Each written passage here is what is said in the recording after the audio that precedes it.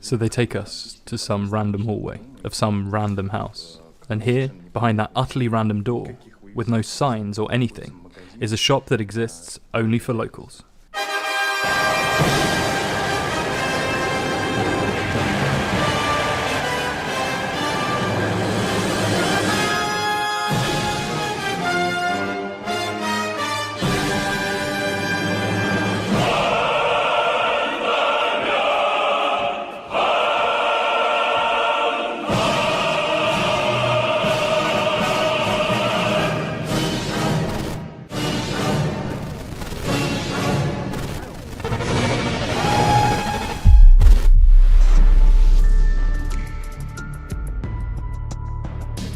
My people! Today I will show you what it's like to live in a country where you need to take the labels off Coca-Cola bottles before entering. Cars in villages here run on wood. Every PC must be registered with the police, who will then check it on a monthly basis. And local people dream of travelling to Czechoslovakia and the German Democratic Republic, countries that haven't existed for over 30 years. Newspapers state that their president can predict the weather. And if, God forbid, you take down a government slogan plate, you risk not only being punished, but actually jailed. 15 years of labour to be precise, for disrespect. We will travel to the most protected sites of North Korea. Concrete blocks that are supported by wood that can be taken out when needed to block this road. We'll interview not only those who managed to escape the camp, but the country itself. I went to the prison camp when I was only 13 years old, and I got out when I was 41. I'll show you how people live in villages, not the postcard Pyongyang that foreigners usually get to see, but actual North Korean slums. We have a rare opportunity right now to see villagers up close. Behind me is a woman that collects grass. All of this will happen under 24-hour control and fear of being caught filming. Are you filming? No. I think it's filming. No, it's not. At first glance, it looks like a wonder of the world. Just look down there. It's slums that no one pays attention to. Of course I brought presents for you. Some local money, which is mega exclusive since it's prohibited to move them outside of the country. So yeah, definitely exclusive.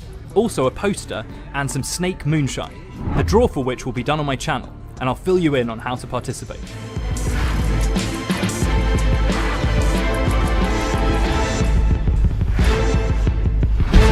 This is Legendo and our series on people. Subscribe and I won't disappoint. You see this guy next to me? He's a journalist from AP. That woman in national dress is part of his convoy. 2 more are waiting outside, and one of them is a Secret Service agent. This is how it's done here. For a journalist to enter the country, he must be invited personally by the government. Make some kind of report here? I hope to, yes. Yeah. The guys from another acclaimed TV series were also hoping. Came here filming, but in the end, the show got cancelled because there are trained people who meet you, follow you everywhere, and introduce you to well-dressed and media-trained people who, by total coincidence, love their president and think that Americans are bastards. She is recording everything he says to check it before it gets published. Then there is another team that goes over it all again and provide permission to publish, or don't provide it.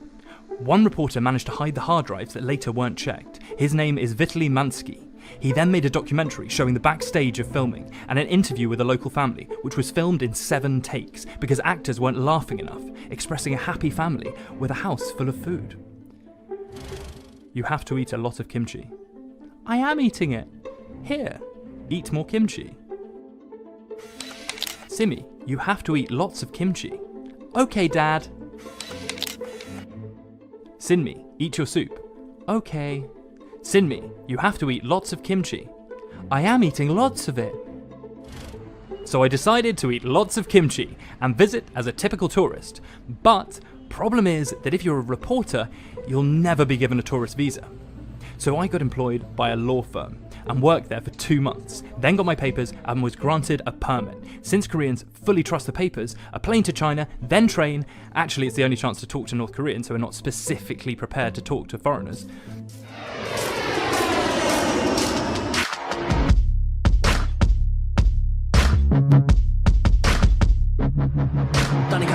没法迈步，只好摆出无所谓的态度。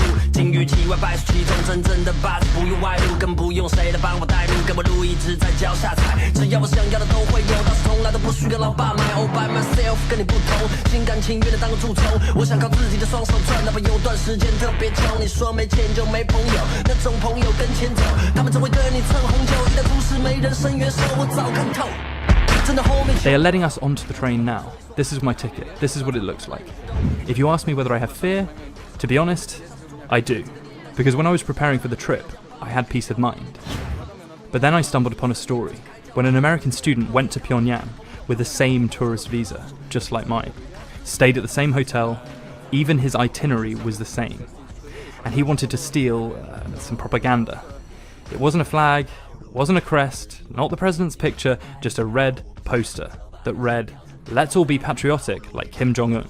He got 15 years of labour camps for disrespect. Worst decision of my life. But I'm only human. An international scandal followed suit. Even Trump took part in it. The student was released, but in some strange state. As 5 days upon his return to the US, the guy just died. According to UN, there are 200,000 prisoners in North Korean labour camps. And taking into account population of 25 million, it's about 800 people per 100,000, which is more than in the US, China, Russia, and everywhere else in the world.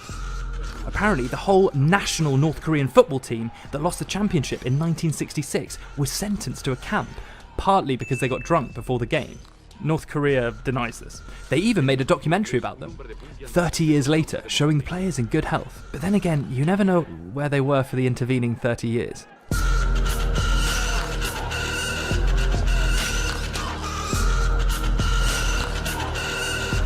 The train split into two parts. The red carriage, Chinese, whilst Korean carriages are green, with separate access checks, much more security.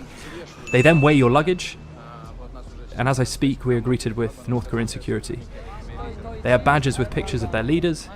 They asked me, Toichi, Toichi. Don't know what to say, so I replied, Toichi, and he let me go. Don't know what it means. Let's go in. It's a nice carriage, by the way. Aircon works well. First good impression. This means of getting into the country usually gives a good first indication. There used to be 3 shelves per compartment, but later it was decided that it was much more important to make a good impression on foreigners than to profit from additional seating. Also, if the train is fully booked and then some tourists appear, they will remove North Koreans and put them on the following train. Poor guys, looking for their seats, but they don't have them, since we're here. Similar to Russia, everyone has lots of bags. Everyone is sweating, moving luggage around, changing their clothes, since they have to look good when entering the country, and share food all around. The carriage officer then decides to move me. He called me like this, and showed me an empty compartment. I told him I don't understand, and that I like my seat. He then repeats himself a bunch of times, and then stopped smiling, and once again pointed to the other compartment. I decided not to argue. Once we took off, Koreans got their food out, and since a table was not enough, these guys were using their luggage case. They like to have loads of plates on the table, and would never put rice and chicken on the same plate. This is why you need room. Here's a life hack for you. To open your beer, you put chopsticks underneath the lid, and then bang them on a table. They just banned me from filming. I'm in the loo now. This is what the sink looks like. The goal is to save water. So you wash your hands and flush, using the same water. I then checked out the Chinese part, and they were totally opposite. Use as much water as you want, but there is no sink. I'm walking through the Chinese part. It's about 10 carriages long, and I'm getting closer to the 2 Korean carriages, where my seat is. But check this out. There is a sign on the door that connects the 2 parts. The door is locked, and I have no idea how to get back. Ah, great. The carriage worker's seen me. He's opening the door for me. Another example of North Korean isolation. Do I need to knock now? Oh, he'll open it. He doesn't have the keys for the North Korean side. So I knock, I guess? Yep, there he is. Our North Korean friend with his shirt undone. Letting us into the North Korean side. Entering the isolated part of the train. Once I'm in, he caught up with me. Made up his shirt and asked me to film myself intact. Asked me to film him buttoned up. They actually understand Russian. Don't give it away, but actually they understand it. It takes 1 day to get to the border, and 1 more day through the DPRK. 更不用谁来帮我带路，跟我路一直在脚下踩，只要我想要的都会有，但是从来都不需要老爸买。All by myself， 跟你不同，心甘情愿的当个蛀虫。我想靠自己的双手赚，哪怕有段时间特别穷。你说没钱就没朋友，那种朋友跟钱走，他们只会跟你蹭红酒。一旦出事没人伸援手，我早看透。 It's night here. We're getting closer to the border. Border controllers meant to come to check the bags, phones, laptops and the rest. I need to prepare.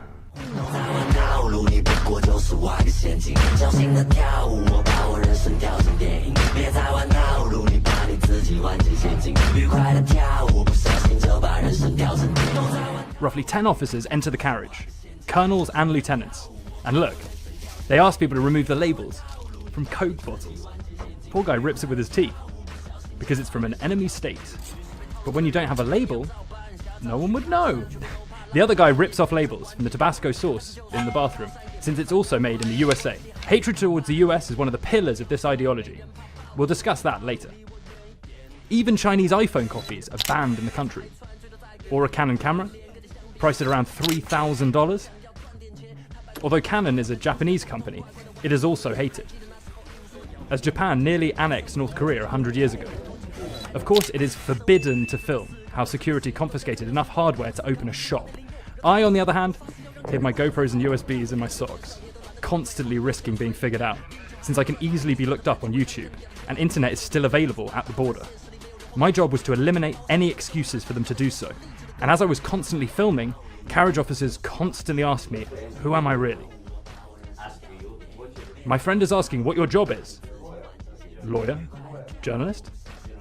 No, I'm a lawyer. Oh, lawyer, okay then. The only thing that saved me when security asked to browse my phone for pictures and videos is that I moved it all to another folder prior to the search. By the way, phones were banned in North Korea up to the year 2013. They'd confiscate it at the border and return it to you once you left. Today, they allow you to keep it, but will most likely check your photos and ask you to declare all hardware you import. You separately have to mention if you have a sat-nav, a standard phone, or a satellite phone, and a number of cameras. Everything you bring in, you have to leave with, and God forbid if the numbers don't match. One of the Koreans put headphones on my shelf, saying that they won't be confiscated from a foreigner. I've read that tourists don't get searched, but it's not true. They check everything. Took everything out of my bags, opened every box I had. Every time I want to film, I have to find a secluded place so no one sees me. Behind me now is a guy who is watching out for us. They open everything, every bag, check the carriage itself, check the floor, the bins, then ask the worker to empty it for accumulated cigarette butts. Because everything needs to be clean when you enter the country. Koreans shave and get dressed nicely. This guy put trousers over a tracksuit, although it's 40 degrees C outside, right after the border. Locals cranked some Chinese vodka and invited me to join. Once slightly drunk, they shared what real wages are, but we'll return to this later. We're now leaving China, where a river acts as a border. Behind me, a bridge that doesn't reach North Korea. You can see the last pillar, and then it's just nothing. As like many other connecting bridges, it has been purposefully demolished. People, here is a question for you. How long do you think North Korea has existed for? 40 years? 70 years? 200 years? 1,000? The right answer is 71 years, as it originated after World War II. Prior to that, United Korea was a colonial state of Japan. In 1945, Japan surrenders and is left without its colonies, just like Germany. And whilst Russia and the US decide on Korea's future, citizens rush to create a new government. Russia and the US split it into two parts that will soon begin to hate each other. The border is set across the 38th parallel. At the helm of a capitalistic state, Americans put an anti-communist, Ri Sing-man, whilst the USSR takes full control of the northern part, which comes handy as it expands the existing borders, establishing a socialistic state called DPRK. Moscow inaugurates a 33-year-old Kim Il-sung, who at the time was a battalion commander. Both of the rulers strive to unite Korea, hence constant skirmishes that turned eventually into the fully fledged Korean War. Soon US joins in and sends its troops to the south, whilst USSR, with Chinese help, as a result, 3 years of war and a resolution that splits the peninsula in two, roughly equal parts, turning it into a demilitarized area. Concrete blocks here are supported, just check this out, by wooden planks that can be taken out to let them roll and block the road, which connects the two sides, in case army or tanks come from the south. There are loads of these blocks here. That's what they look like.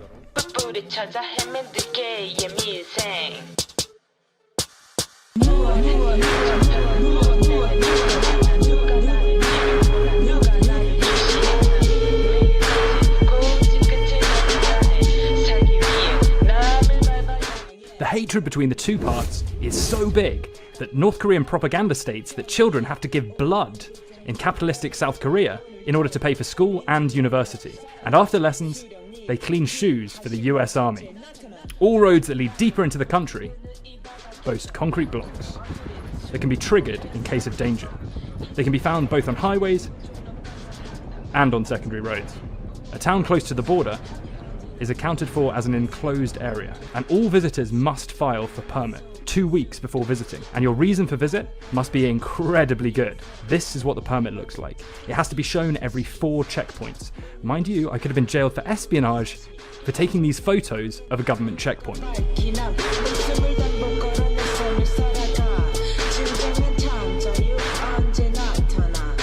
This is the border between North Korea and South Korea.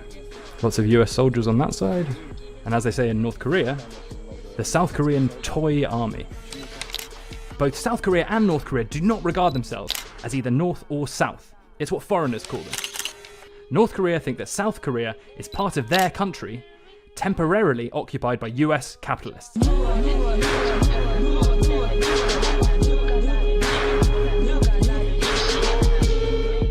It is for decades that North Korea has isolated itself from the world, trying to prove to its people that it won that war.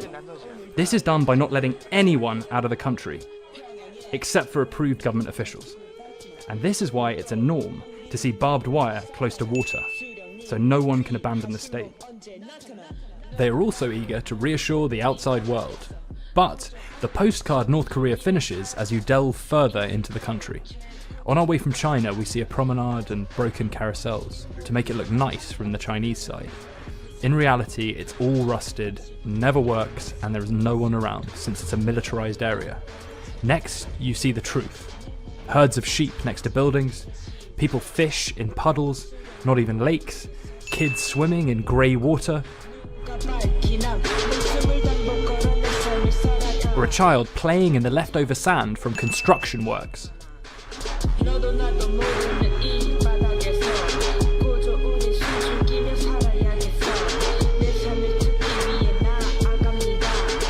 The fields are ploughed manually, lawns are trimmed by hand across the entire country. All of this is because there is hardly any fuel in North Korea, whilst more than half of the country lives without electricity. 56% according to the World Bank. This is how North Korea, the crest of which includes a power plant, looks from satellite, from 11 PM to 5 AM. Electricity is cut even in the capital, which is the reason why there are solar panels hanging from nearly every window, balcony, in front of the house. Even a train is wired to one hanging from the door handle. Locals' reaction to our super modern train is as follows. The real North Korean trains that no foreigner has ever stepped into look like this. The carriages are so old that they can't even be scrapped, but are still used on routes, and instead of air conditioning, it's plastic bottles that hold the window open. People are sitting one on another. There is clearly not enough space. The architecture of all of the towns along the border are very similar to one another. I guess it works as follows. Along the train rails there are trees with some nice painted housing, and behind, it's slums. They are usually fenced so you can't see through, although there are places where the fence is either in ruins or hasn't been built yet, which allows us to see what's on the other side. It is clear that there is more than one family living under the same roof.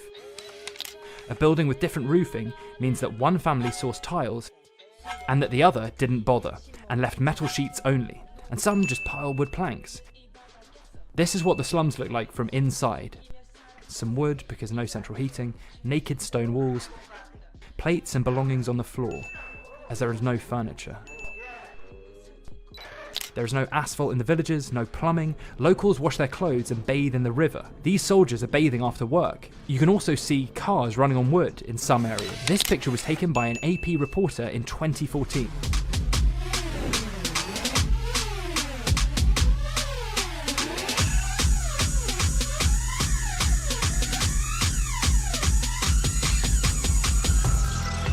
Slums also exist in the cities. I'd love to say that they were extinct, but compare this picture, taken by Artem Lebedev in 2006, and this exact place today from the same point of view. I don't see changes. The only difference is that the fence is made to look like the building has changed colour from white to green. And when I asked my guide what it is, she pointed in the other direction and said, "That's where the beautiful lotus flowers are grown." Mind you, people even live in partly demolished houses, half of which is missing, but people still live there. After work, the parks are full of people, sitting on the ground in their office wear, playing card games. Women are also here, but grouped separately, at their own spots. Main thing is to take off your shoes.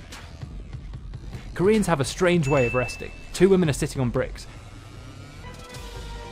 Some guy pissing next to the main military museum. Someone's casually chatting on asphalt. A girl sitting on the lawn. These are random shots. The area where a foreigner usually ends up is generally predetermined.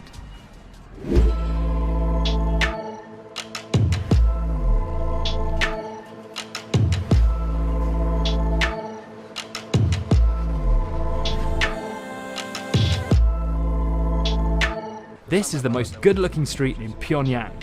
It's teeming with new builds, including the most beautiful building that I saw here. Our country gives these flats to university employees. Yup. This version of socialistic wonderment is told to everyone, from tourists to foreign government officials. That same street from bird's eye view, around 50 tall buildings. Taking into account that a 9-story building houses roughly 150 flats, although these buildings are much higher, we end up with 25,000 flats. Where do they find so many professors? I struggle to understand, but most of these flats are empty, absolutely no signs of life, empty balconies. Here is a populated house for comparison. Curtains, flowers, mops, bottles. New builds are for postcards and for foreigners to see. It's the only street where you're allowed to walk, although with security, and only for 10 minutes, North Korea strives to make an impression. As an example, there is a nice bright house behind this monument that symbolises prosperity. Now, if you look closer, it doesn't even have windows. No one lives there. It's just a box, built so the background looks nice. Here is a train station looking nice and beautiful. You would never guess that its roof is rotting from rust. Fountains nevertheless work and are nice looking, but how much do they cost to run? These outdoor pumps run on electricity, which is like gold across the country. Even the most expensive hotels are sometimes left without it, including the lifts. Typical schools never get shown to visitors. You can see children cleaning the grounds. I spotted this from the 20th floor. Whilst girls wash the fence, these guys take care of the grounds that are clean as it is, so they just wipe air for about 30 minutes. Can't say they're keen anyways. A separate employee makes sure that both students and teachers are never late. Opposingly, this is the school I was brought into. The building looks like a parliament house. Inside is a kind of a school for exemplary children and an exemplary performance on stage. These girls looked a little bit weird to me, so I zoomed in and saw that they're not actually playing at all. The music is pre-recorded, and this is just part of the show. Sound comes out of a JBL speaker, which is another hostile company. Next door, kids are on exemplary laptops, some of which aren't connected to the mains and don't have any cables in general. Computers run on Windows 95, but not many people know that North Korea has its own operating system based on Linux. It looks like a Mac OS, but buttons to close and enlarge the window are square instead of being round. Instead of Apple in the corner, you get a red star, which is what the OS is called. This OS makes occasional screenshots of your laptop, saving them to a folder a user can't access. All computers in North Korea, even if you can afford one, must be registered with the police. You have to go to the police station, and then they will come and visit you once every 2 months to check your PC. Moreover, this OS does not open files that were not made on your PC unless there is a special chip in place. If a company that you work for gives you a USB with such chip, you'll be able to open your files. But if it's a non-chip USB, you won't open even a text file. Internet is not allowed in North Korea. Foreigners and those close to the government have it, but even if you're a tourist, you have to fill in a form with personal details to send an email. Then a specialist will come to power up the dial-up modem. Library PCs have intranet and access to 28 internal websites. It's where you can catch up on government ideology, cooking websites, and others. You can even access these on mobile, and North Koreans have access to just one. It has a fingerprint sensor and they are extremely proud of it. And 4 main apps. Phonebook, an app that has addresses, and since SatNav is forbidden, it just stores street names. Next is messaging, and the last app that lets you receive messages from the government. We can read newspapers via this app. Newspapers? Really? As for games, there is chess. North Koreans pride themselves that the phone needs to be charged only once every 2 days, and it's understandable since there is no data. I only saw government officials with these phones, and its cost is around $300. Journalists who managed to test the phone wrote that they checked the serial number, and turns out the phone is made in China, and only OS is set up in North Korea. Don't know if the mobiles are tapped, but they definitely record the foreigners. Each hotel room has a radio-looking thing. I'm really surprised by this, by the level of the country's development and how extremely advanced it is. A typical radio needs 1 cable. This, though, has a myriad. When I showed this to tapping professionals, they said that's too many cables, even for recording equipment, suggesting add-ons. I cannot confirm if this is tap equipment, but current tech allows for microchips to be attached to TV cables or even a window, decoding vibrations from glass. I doubt they tap absolutely everyone, but there is definitely an opportunity to do so. It's interesting that the radio doesn't work in any of the hotels. Tourists are under constant control, and even within hotel buildings, you can't just go anywhere.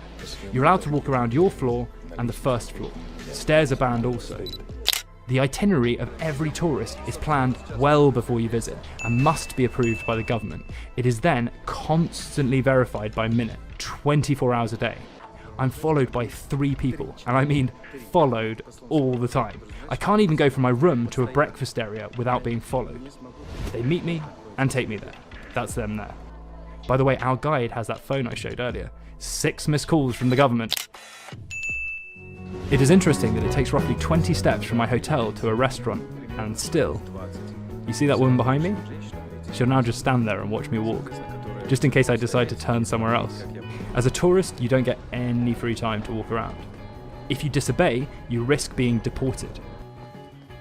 Your guides, who stay at the same hotel as you, but with different rooms of course, file daily reports. That woman there is currently doing one. They are all basic guys, but those who can randomly ask you to show them your phone. First time it happened, I was in awe. Gave him a locked phone. He didn't know how to unblock it and asked me to show him pictures.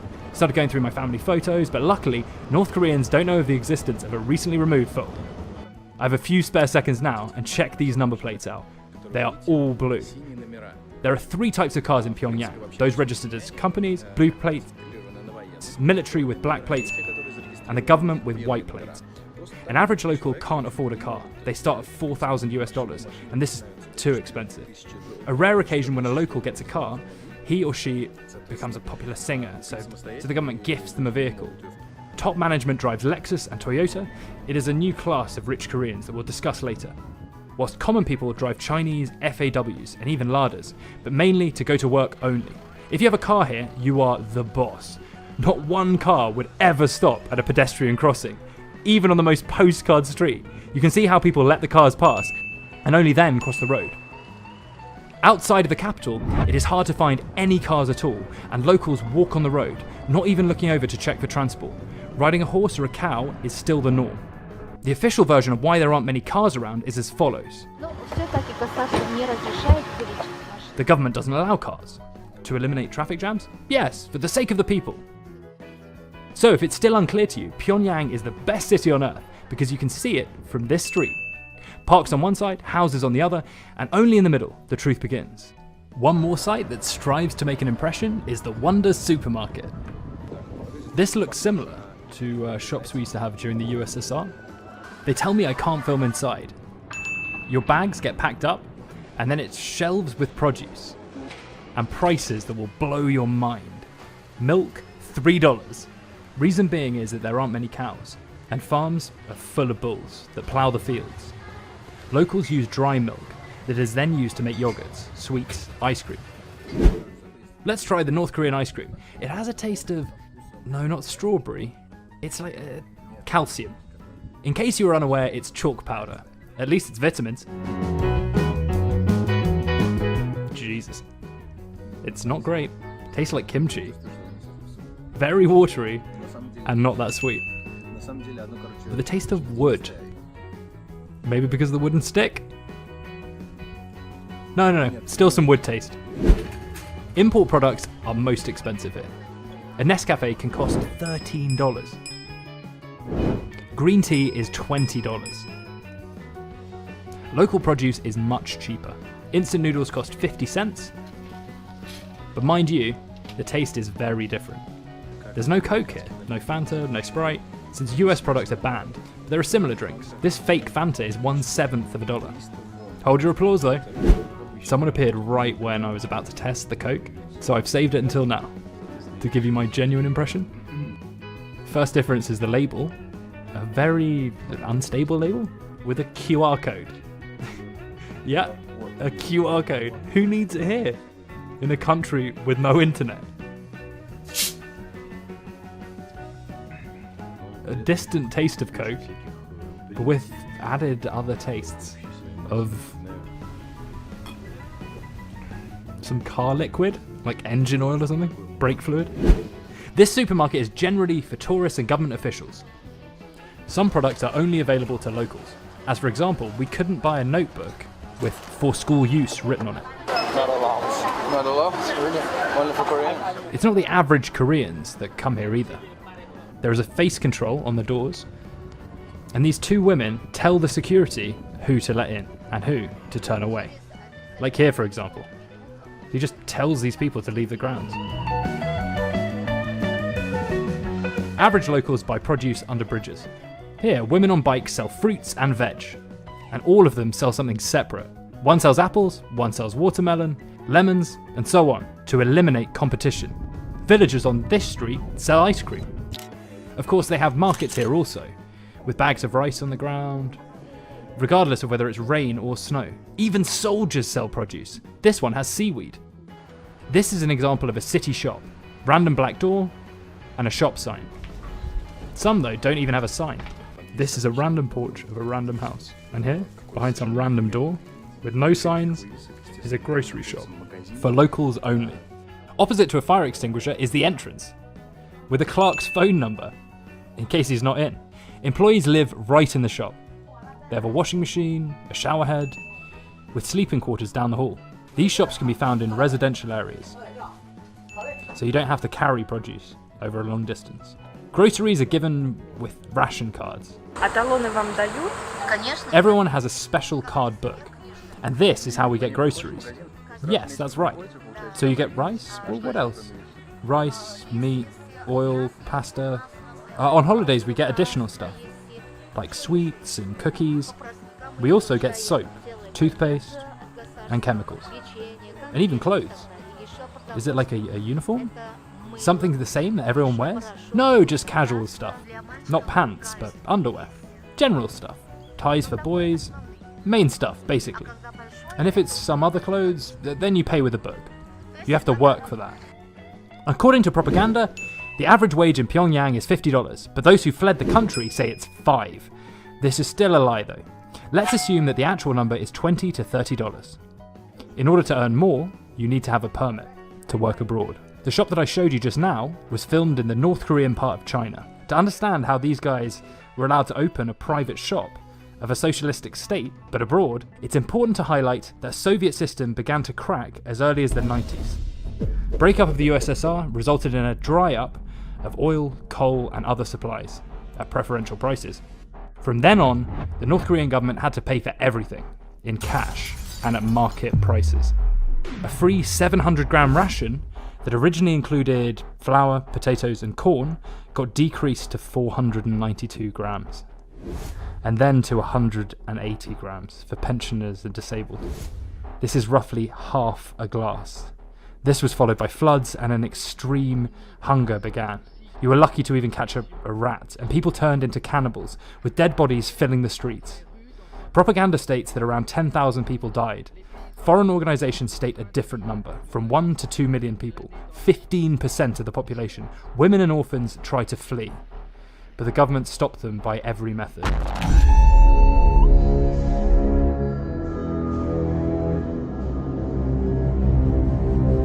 Chinese police catches North Korean refugees. I also witnessed my first public execution when I was 7 years old.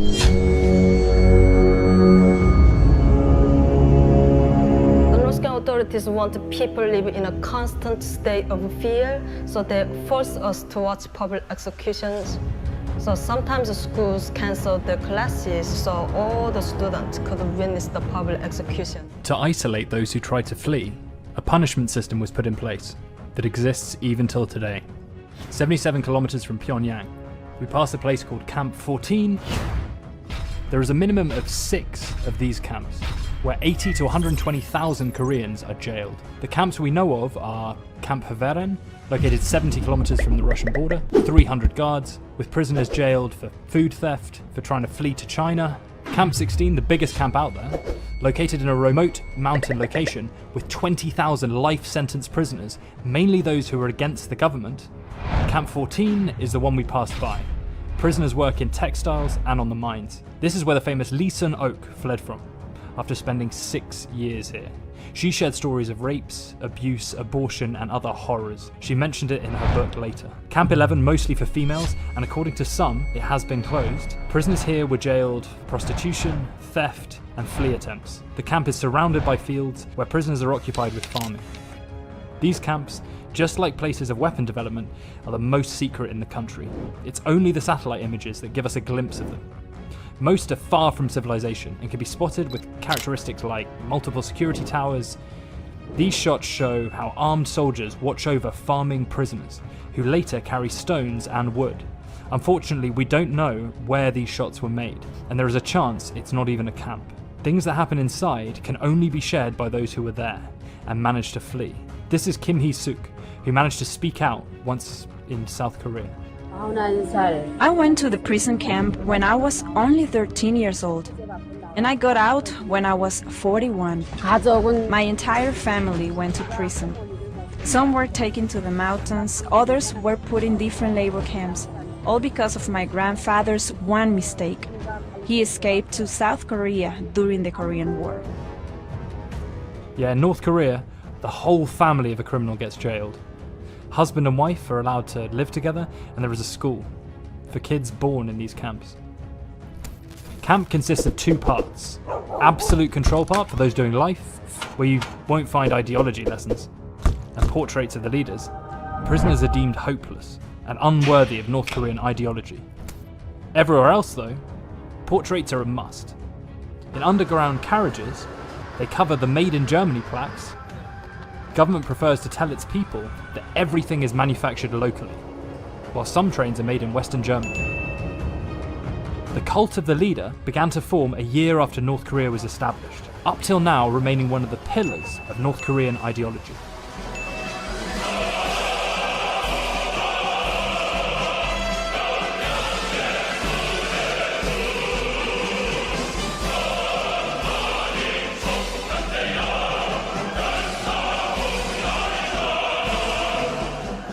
Even the country's calendar starts from the leader's date of birth. Formally, it's not 2019 here now. It's the year 108 from the beginning of Juche, which is what the ideology is called. The ideas behind it are that a man decides everything. It doesn't sound bad, prompting you to be independent, but upon application, these ideas are there just to justify the closed state of the country, whilst making its leaders look godlike. Today is 3 of them: Kim Il-sung, his son Kim Jong-il, and his grandson Kim Jong-un. Every time you pronounce their names, you have to add Supreme Leader, whilst Kim Il-sung is the son of the nation. Newspapers mention that the leaders can predict weather, and God forbid you fold the newspaper if it has the leader's picture on it. I mean, I've tried my best, but don't know how best to fold it. Religion has for a long time been banned and is still not favourable. If you get caught with a Bible, you get sent to a camp. There is a saying that God doesn't help you, and if you bring flowers to the statue of the leader, your life will be full of luck. It's the first place where tourists get taken. The 25-meter statues. Our leader is the father of our country, don't you think? That's right. If I'm going through hard time, I come here. Our leader has not only united the country, but also freed us, became the stepping stone for the country we lived in, serving as an example of how to overcome difficulties. So I look at him and think that just like him, I will overcome my personal problems. It's how you calm yourself, right? This is what calms me. It is mandatory to buy flowers on the way to the statue. These flowers are real, unlike those that were bought for kids, which were later returned to the shop. There are rules when you approach the statues. Do we stand here? You form a row, and bow for about 5 seconds, twisted in half. Afterwards, there are even more rules. To enter the building, where embalmed bodies of the leaders are, you have to wear a suit. Then you form a row of 4 people each. Rows with locals are organised by height. Then everything is taken from your pockets. And even this one pill that fell out of my pocket had to be left outside. You have to button up, fully, and walk with your hands in front of you, or along the body, not behind your back. Once you reach the body, you have to bow 3 times. Once near the feet, then near left side, then the right side. There are people there who navigate you around, showing what side of the column to take. They are all armed. It's an army, put simply. Yeah, it's not an excursion, it's a visit. Because Kim Il-sung is obviously alive, taking selfies in front of the building. Your hands must be close to your body. You cannot smile much and can't hold hands with your family. If anyone is still not convinced in the greatness of the leaders, there is a museum of gifts to change that. 4 hours of non-stop walking, floor to floor, endless rooms, gifts and details about them, what country, what year, etc. Starting from planes, all the way to knives, and the most basic cups that can be found literally anywhere, for pennies. I mentioned this gift, a crocodile with a tray of cups, in the visitor's book, which sparked endless questions. As per, why the crocodile? Did it look funny to me? I said that it is a symbol of strength, that the DPRK does not use aggressively, and they were happy with this. Lots of presents from Russia, minimum 10 bear furs, from some regional municipalities, factories and other organisations. Everything is described in detail. How much the gift weighs, even weight of cars is mentioned. There were gifts from Stalin. They asked me if I've ever seen such cars. I replied positively and they got upset, saying that in this museum you are meant to see things that you've never seen.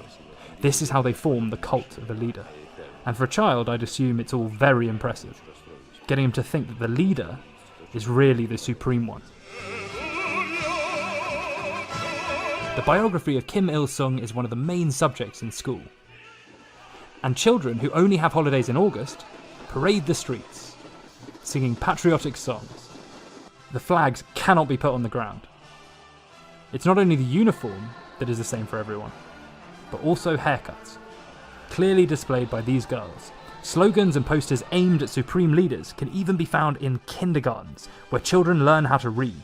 Such posters with guns and spires are also the norm here, whilst it is recommended to only draw pictures that would bring joy to the leaders. So here is a picture of a USA tank in flames. Hatred towards the US is ingrained from a young age, as one of the most popular cartoons, remaining for 35 years, is a chipmunk and a hedgehog, in which the US is represented by wolves, the baddies.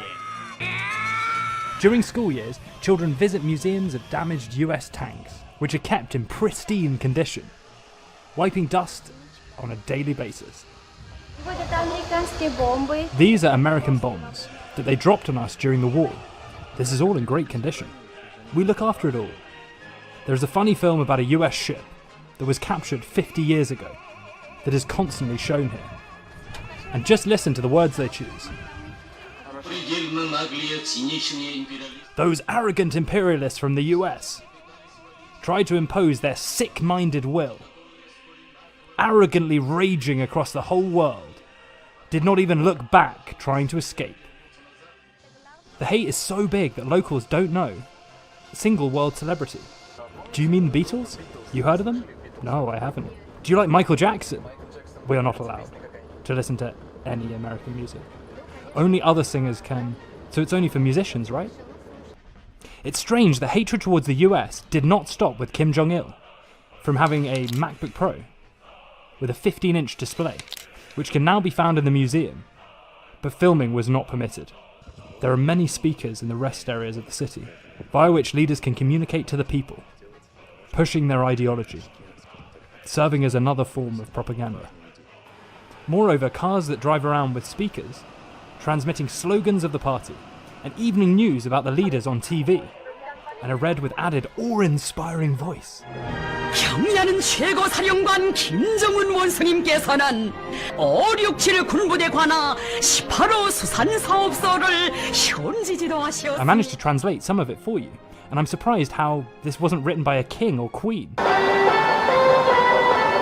선진적인 방농법을 적극 받아들여 All farmers actively took progressive thinking of our supreme leader, sinking it deep into their hearts.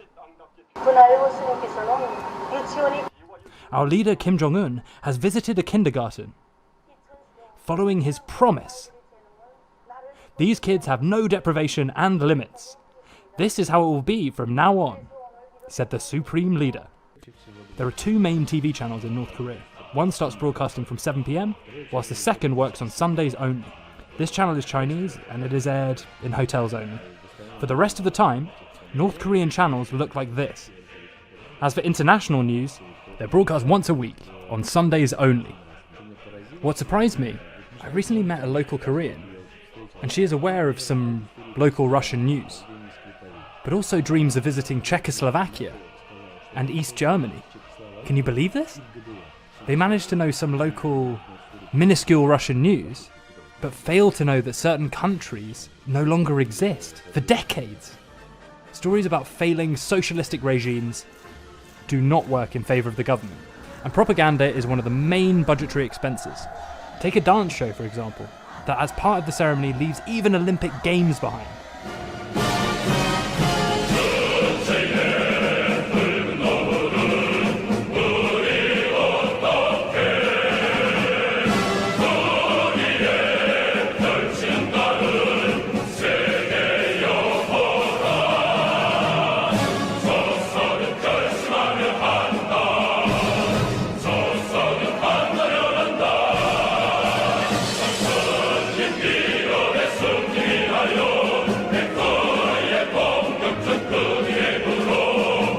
Tickets are distributed via factories and organisations.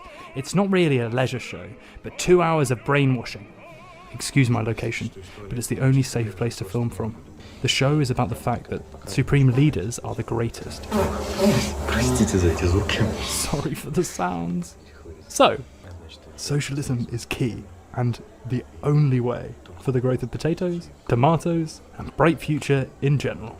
Another important thought is that if leaders are happy, the crop will also be great. This show is conducted daily during summertime. Daily during summertime. Jesus Christ! I've just been told that there is a Russian reporter somewhere there, and chances that he recognises me are huge. If that happens and he mentions me to his guide, I think I'll be jailed for life. In the next episode, you'll see me hiding from Russian journos in women's sunnies, and how I try and escape my guide, 2 meters away.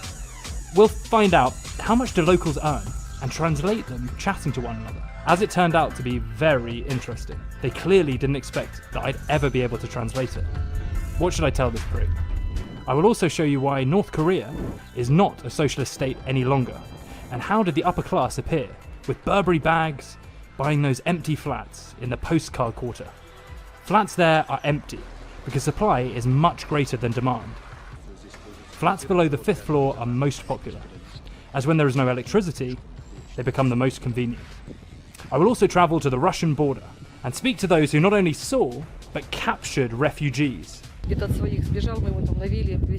Alright guys, this is what we're giving away today. before I tell you how to win all of this, and how to follow me on Instagram, let's try that powdered tea. Let's try that powdered tea that I bought in the supermarket in North Korea. It's weird because it's just powder with no smell at all. Or maybe this is how human ashes smell. Alright, it smells even more of ashes now. Creepy smell. Oh no. Freaking disgusting. Taste of powder that's been picked up from the floor. That's what this taste is. So back to the giveaway. A banknote of 5,000 won, real North Korean money that I managed to get by exchanging something with a local. By texture, it reminds me of old Russian rubles. Very similar quality. Then we have the Snake Moonshine, 700 milliliters. It also comes with a QR code that you can test, of course, and get acquainted with North Korean technology. But this amazing poster behind me, it is handmade. Includes Kim Il-sung and a departing rocket. Handmade by an artist who I met in the demilitarized zone on the South Korea-North Korea border. So, what do you have to do? As you know, North Korea occasionally launches rockets and conducts nuclear tests. It's always breaking news, and they are everywhere. Your task is to guess on what day Kim Jong-un will do the next launch. I'm looking for an exact date, and your answer must be posted on my Instagram. Yeah, if you want to follow me there, and this is why I started all of this, I promise to give all of this away. Won't leave anything for myself. Just a fair exchange between us. On my IG, you'll find a picture of me in this tracksuit, and this is where you need to post your answers. Link to that pic can also be found below, so you don't mess anything up. When is the next launch, guys? Gifts will be given to those first 3 who call out the correct date. Of course, subscribe to the channel. Second episode is coming out soon, where you'll find very interesting investigations. I actually think that it was pretty lucky that I stumbled across that info.